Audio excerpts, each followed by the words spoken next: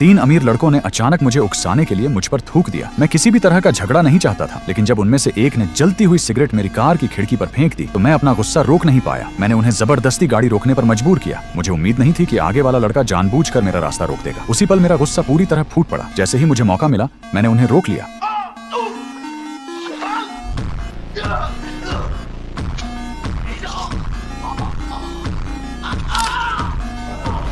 तब जाकर उन्हें समझ आया कि मामला कितना गंभीर है, लेकिन तब तक बहुत देर हो चुकी थी। मैंने उसके बाल पकड़कर उसका सिर सीधे कांच पर दे मारा। इतना ही नहीं, मैंने उनकी गाड़ी की चाबी निकाली और एक के सामने ही नदी में फेंक दी। फिर मैं शांति से वहां से चला गया। जब मैं अपने होटल लौटा तो सुना कि मेरे इलाके में कोई हंगामा कर रहा है। ये मेरे लिए सारा दबा हुआ गुस्सा निकालने का मौका था। मैं सीधे उस कमरे में घुस गया। मैंने उन्हें तुरंत नहीं मारा, पहले शांति से झुककर सलाम किया और उन्हें 3 सेकंड दिए कि कमरे से रेंगते हुए बाहर निकल जाए। उन्होंने मुझे गंभीरता से नहीं लिया। मैंने अपने आदमियों से दरवाजा बंद करवा दिया।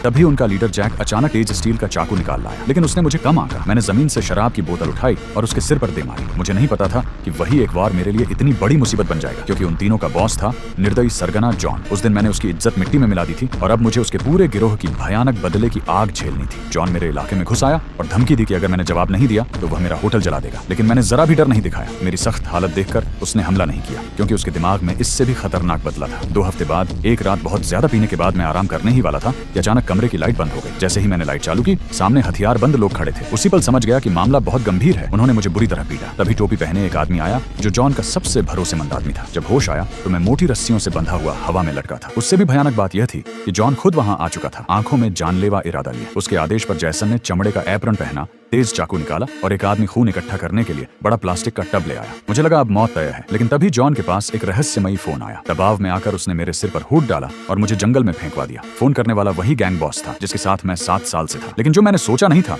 वह यह कि वह मुझे बचाना नहीं चाहता था। उसने अपने आदमियों को पास ही एक बहुत गहरा गड्ढा खोदने का आदेश दे दिया।